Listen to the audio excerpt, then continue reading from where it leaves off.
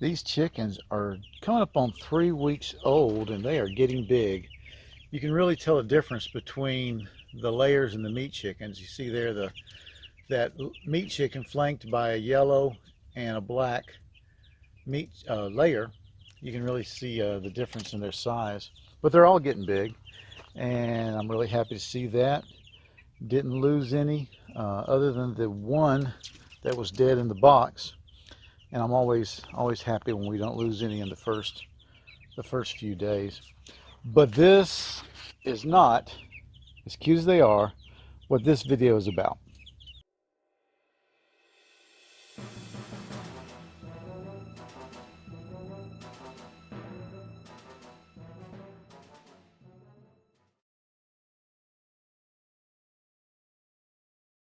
What this video is about is an after action from my hunting trip. I just got back yesterday.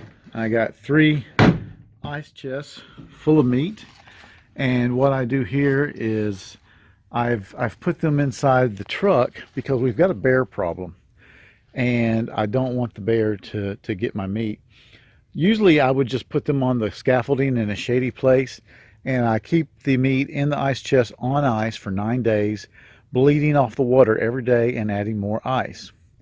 The friend that I go hunting with has steered me toward this process, and it has really worked for taking any gaminess out of the meat. It's just been a great system. So for the next week, I will add ice every day, drain off the water every day, and I've moved them in the truck so that I can lock it and keep it away from the bears. I've parked it in a shady part of the yard that's shady all day long, so it won't get too much sun. And that's what I'll do. And what I've got in here is the best parts of 2 hogs and 2 deer. So what I'm going to do is my after action is I'm just going to go through my gear as I unload it and start to pack it away or clean it. And I'll tell you how things went, where I messed up, where I did wrong, where something failed me, where it really just shined. So, and just give you kind of an overview of how things went. I don't own a single piece of, civilian markets, camouflage. Nothing wrong with that. It's just I've never seen the need to buy any. I wear military surplus gear. I wore my woodland camouflage utilities every day, and I had my Gore-Tex top and bottom that if I needed them, never needed them.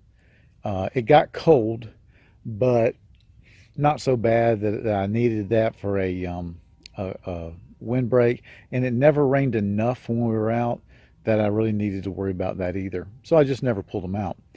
Now, one thing I will tell you, don't ever use this jacket as a rest for your rifle when you're shooting, because I was in a stand that's very close to the feeder, and everybody else was telling me that feeder, I mean that stand, you just have to be so quiet. It's just, you have to be very, very quiet. So I got in there and I was doing everything to stay very, very quiet, but there was no padded rest on the window.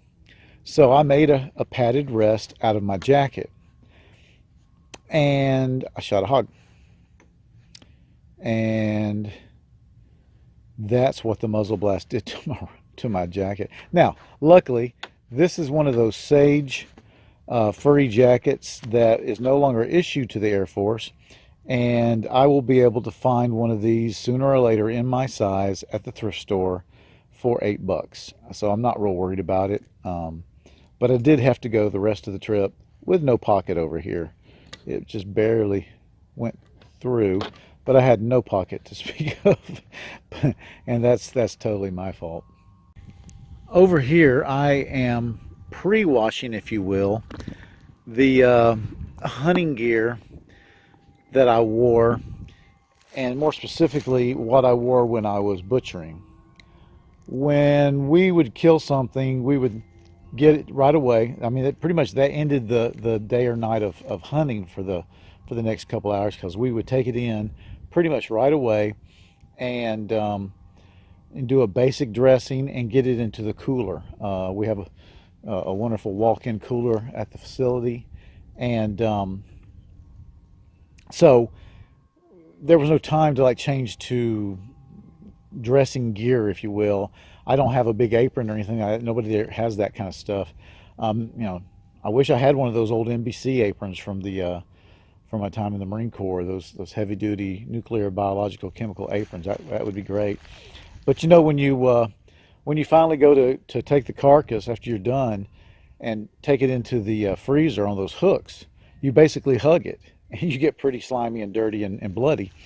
And so I had quite a bit of blood on these clothes, and more as a kindness to my wife, I've decided to pre-wash these guys, this one set of clothes, let it soak overnight, and then I'll wash them in the washing machine tomorrow, so she doesn't, you know, go high into the right. As far as footwear goes, I'm still wearing these Rocky snake boots. I can't remember the exact model, and I don't know that it says it. Oh, here it is. These are the Rocky 16-inch snake boots. I don't know if they still make them. I guess they do, but they've been great boots. You can see the mud and the blood on them. The only problem I had this time is you walk through a lot of mud there, and this one, I think, maybe it was this one, it got stuck. I couldn't zip it up, so I had to sacrifice my lip chap, my lip balm stick, and I cleaned it off as best I could with a bottle of water, and I waxed the zipper, and that fixed it. So keep lip balm on hand. I guess that's the lesson there. Now let's talk about dressing butchering tools. I took these fillet knives, and these are inexpensive Walmart $5 fillet knives, because especially with the hogs, you notice that the knives get dull so quick, and you spend so much time resharpening. So these are knives that I use for my chickens when I butcher them. So I thought I'd see what this was like. They sharpen really easy, and I noticed they lasted quite a while, and I was very happy with them. Now they're long, and one of my friends, he tried using one, and that bothered him how long they were, and it bothers me a little bit. So I might look and see if they have like a shorter one. But other than not having a gut and hook, I was pretty happy with those, and I've already fixed that problem. But then let's talk about these knife resistant or cut resistant gloves. You can tell that I only used this one. This one's still unused, but you can see how much I used it. I mean, I haven't cleaned this stuff yet. I'm cleaning after this video. So you can see I used this one, and I got to tell you, they worked. Now, they don't stop the point necessarily, but they stop a slash. And I think there was a couple of times where I probably would have cut my finger if I hadn't been wearing that. That being said, I was probably a little less careful knowing I had that on my left hand. But they did work, and I was very happy I got them. And of course, my work sharpener works really good. Now, I had a friend, my friend there had one. I don't know what brand it was. I couldn't see a name, but it's one of these round pucks, and it suctioned down to the stainless steel table we use in that area. And I thought that was really neat, but I don't know what brand it was, but I might start looking around for something like that. That worked really good in that environment. But the smooth side of this work sharp did a great job of keeping these things sharp. Now, what I did to fix the glaring deficiencies there is I stopped at Bass Pro on the way back home, the Bass Pro in Denham Springs near Baton Rouge, and I looked at their gutting knives, and I ended up choosing this $22 old timer. Cheap knife, inexpensive knife, but I think this is good. It's gonna be a little shorter. Still got a little bit of a curve, and it's got that gutting hook. And so I'm really excited next year to give this guy a try. The handle, yeah, maybe so. But I'm really excited to see. I'm not saying I won't take these guys again, because they had their place, but I'm gonna try this one. I'm really excited. Hey, $22, you know, you can't go wrong. I looked at a Benchmade there that was $200 that looked very similar. And for doing this once a year, I don't think I need to buy a $200 Benchmade. So, $22 old timer. And we'll be taking this with us next year. I ended up making a lot of changes in the field concerning my day pack and my chest rig. Um, I found myself taking my day pack quite a bit this time because of the weather and just because of some other things. I would carry them both. And I found myself in stands that were much closer to the feeders than in the past, and a need to be more quiet. And one thing I did to get myself more quiet was to ditch the chest rig, because I found myself, because it was there on my chest and I was in a homemade enclosed um, uh, stand, I found it tended to make noise when I put the rifle up uh, to sight in. So I ended up taking it off quite a bit. And once I started doing that, I thought, well, why am I carrying it? So about halfway through the week, I moved some of the stuff over to the day pack. I moved my light and my Leatherman over. I didn't move my tourniquet because I have a full trauma kit in the pack, and I just moved all my little electronics, my compass, my GPS, and my rangefinder. They just went into this possibles bag. And another reason is like I found myself not carrying 30-round magazines. I ended up using 20-round magazines because they just don't get in the way as much when it comes to shooting out of a stand. And I really think that's the way I'm going from now on is 30-round magazines and even 10-round magazines for hunting. The 30-rounders just tend to get in the way. Sure, there's a you know, a time you might want a 30 rounder if you got a whole mess of hogs, but the fact is, by the time I could get 20 rounds out, they were gone. So those are pretty drastic changes for me. Now, am I ditching the chest rig? No, I think I may back off the large chest rig. The first year I went, I carried a smaller chest rig, and then I bought this one, and this is actually a chest rig, and this is this accessory that you add to it. I may end up taking this section off and just going with a smaller chest rig. I'm not abandoning the chest rig. It certainly comes in handy, and there's times where I want nothing but that. But I just found myself with the day pack every time. Now, I did have a problem, and that is a blowout on this ILBE assault pack right here. You see that? And I'm going to try to repair that, but I don't know if I can. It may not be something I can repair, and I'm really upset about that. I think what I'm going to do is, before I put all this gear away, I am going to do a comparison between the ILBE day pack and the Molly day pack. I've carried them both on my hunting trips. I'm going to compare them and see which one I really think is the best one to carry. I think that might be interesting. That's coming up pretty soon. But anyway, I did have a blowout, and I'm concerned about that.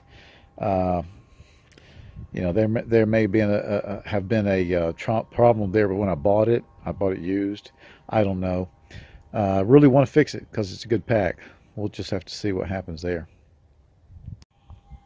So just to reiterate here, I am really quitting the 30 rounders for hunting. This is one of those magazines that come with a Fab Defense collapsing stock, and I really like it. It's a 10-round magazine. They work well. The only problem is I'm also kind of down right now on collapsing stocks for hunting. Matter of fact, I ended up taping my collapsing stock because it made too much noise. And like I said, this year, noise was everything. We were in stands that were so close to the feeders, noise was everything. And I ended up taping my collapsing stocks just to get that little, you know what I'm talking about. And I also ended up taking these guys out because they made a little bit of a noise where they fit up into the stock. And they're great, I love them. But for hunting, where you have to be really quiet, yeah, they made noise. So, but I really like going with the 20 rounds. You know, here's a Redfield, worked great. And this is a regular old, that's an old GI, man. I've had that thing for 30 years. And somewhere I've got a Magpul 30 rounder. Or I'm sorry, 20 rounder. But I'm going with the shorter mags. I'm going with the shorter mags for hunting. They don't get in the way of the bog, the tripod. They don't get in the way of the hunting sticks my friend always carried, and they don't get in the way of just the hanging out the window of the stand. So that was one kind of realization this year was how much better the shorter mags are for hunting. When it came to slings, I was very dissatisfied. I had 3 different slings, one being this Magpul Hunter sling, the other being one of these, I don't know what brand it is, Tactical Assault, but one of these slings where you can pull real quick and tighten it up. And another was an old school military sling, and I wasn't happy with any of them. What I want out of a hunting sling is this. I want a sling because there's many times where I need to sling my weapon. Either I'm walking a long way and I've got 2 weapons in a pack, or because I'm climbing up into a rickety stand and I want that thing slung over my head and over my torso. But then once I get into that stand, I want that sling out of my way. So this sling came closest to being what I wanted, and this may be the way I go, but even it made a little more noise than I like. It's just in my mind, sitting there in the stand thinking it over, I think I want a sling with absolutely no hardware, plastic or metal, just attached to the weapon with maybe paracord, and the ability to tighten it up. So I guess there'd have to be some hardware, or maybe some sort of, you know, defined length for throwing over your torso, but then a way to bunch it up tight along the weapon. I don't know, easy and quickly. I'm going to think about it. I'm going to explore what kind of slings they have out there. Just wasn't happy, so I'm going to play around with that. And the last thing I'm going to talk about is my list. My list really came through this time. I didn't forget anything that was on my list. I'm very happy with how it worked out. My only problem is how I pack. Some things I had in bags, I had, you know, pre-packed and everything, but then a lot of the last minute things, items that whether I'm for whatever reason I'm using them up until the time I leave, or I just don't want to pack them till the very last minute, those things got packed kind of willy-nilly. And that led me to believe, I thought that there were a couple items that I just forgot. And then at the end, toward the end of the trip, I found them in a different bag or a different box than I would have expected them to be. And that disappointed me in myself. So the list is just a great idea. You know, make a list, follow it, double check it, and that's the way to go. Hey, thanks for listening. This has been a long video, but you know, I hope some of the stuff that I learned helped you, and that, you know, when you go on your hunt or your camping or hiking trip, that just some of the stuff that I've learned will rub off and maybe benefit you. Thanks for watching.